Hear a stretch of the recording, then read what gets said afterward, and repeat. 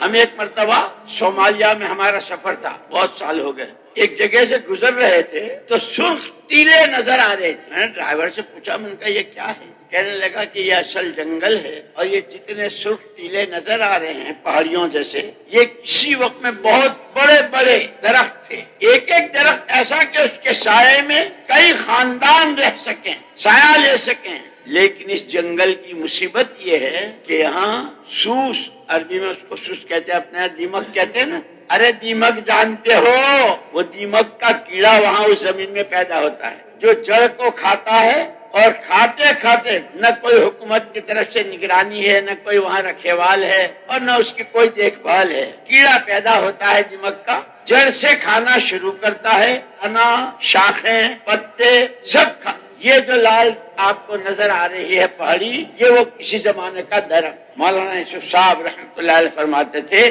اللہ کے غیر سے ہونے کا یقین، وہ دولت ہو، وہ حکومت ہو، وہ سرداری ہو، وہ کرسی ہو، وہ کارخانہ ہو، وہ فیکٹری ہو، زمیندارہ ہو، باغات ہو، اللہ کے علاوہ جو کچھ ہے وہ غیر ہے، اور غیر سے کسی مسئلے کے حل کا یقین یہ دیمک کا کیڑا ہے ایمان کے درخت کی جڑ میں، ایک دم سے مٹی نہیں ہو جاتا ہے۔ ماشاءاللہ شکل، صورت، لباس جیسے کوئی بہت بڑی شخصیت ہے نظر آتے ہیں، اللہ کے غیر سے مسئلے کے حل ہونے کا یقین، اندر میں دیمک لگ گیا ہے، ایمان کو کھا رہا ہے، اور اس کی جڑ کو کھا کے اب ستون، اس کی نمازیں کھوکھلی، اس کے روزے کھوکھلے، اس کی دعائیں کھوکھلی، اس کا حج و زکات، اس کا روزہ کھوکھلا۔ دیکھنے میں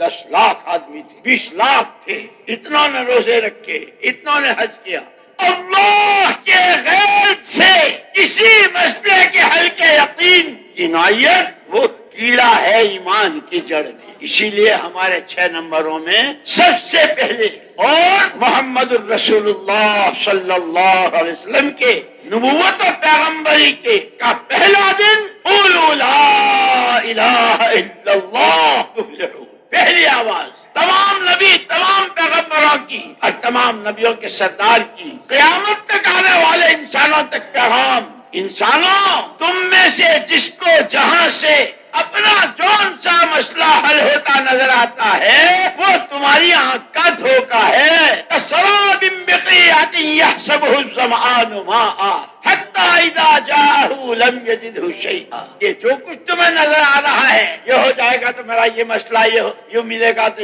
یہ تو جنگل بیابان کے چمکتے بالو اور ریت کی طرح ہے، میلوں لمبا چوڑا میدان ریت کا، اور اس ریت پر جب سورج کی شعاعیں سیدھی پڑتی ہے تو ریت ایسا چمکتا ہے جیسے صاف ستھرا پانی لہریں لے رہا ہو۔ پھر قرآن کہتا بھی ہے یحسبہ الظمآن ماء، جنگل ہے، بیابان ہے، اوپر آسمان ہے، ریتیلا میدان ہے، میلوں پھیلا ہوا، اور پیاس کے حلق میں کانٹے گڑ رہے ہیں، ہونٹوں پہ پپڑی جم رہی ہے، دن میں تارے نظر آ رہے ہیں، اتنی سخت پیاس۔ ایسے میں وہ جنگل کے چمکتے بالو کو اور ریت کو سمجھتا ہے، پیاسا آدمی اس چمکتے بالو کو اپنی پیاس بجھنے کا سامان سمجھتا ہے، پانی سمجھتا ہے۔ پیاس ہے، جنگل ہے، ریتیلا میدان ہے، چلنا مشکل ہے، لیکن پیاس چلا رہی ہے۔ جس کو پانی سمجھا تھا، قرآن تو قرآن ہے،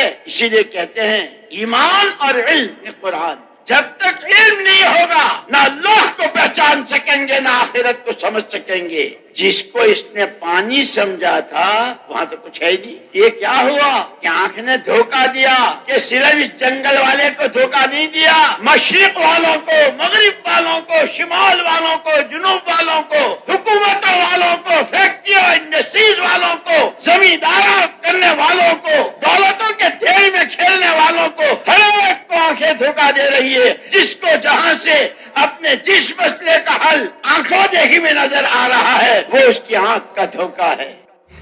اللہ پاک کی ذات سے ہونے کا یقین اور اللہ کے غیر سے نہ ہونے کا یقین، یہ ہمارے دل میں آئے۔ مولانا احمد لاٹ صاحب کا خوبصورت بیان۔ مزید ایسے بیانات کے لیے ہمارے یوٹیوب چینل بیانات کلپس کو سبسکرائب کریں اور ویڈیو کو دوستوں کے ساتھ شیئر کریں۔